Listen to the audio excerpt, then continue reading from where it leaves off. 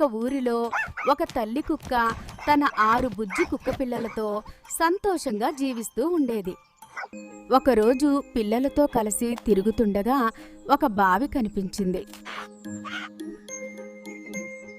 పిల్లలు, ఎవ్వరూ ఈ బావి దగ్గరికి వెళ్ళకండి, ఇది చాలా ప్రమాదం అని తల్లి చెప్పింది.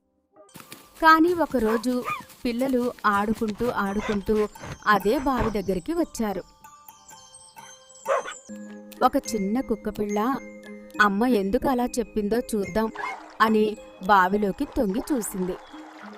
నీటిలో తన నీడను చూసి నిజంగా ఇంకొక కుక్క ఉందని అనుకుంది. దానితో పోట్లాడాలని భావించి బావిలోకి దూకింది. అదే దారిలో వెళ్తున్న రైతు కుక్కను చూసి జాలిపడి బయటికి తీసి రక్షించాడు. నీతి: పెద్దలు చెప్పిన మాటలు వినాలి.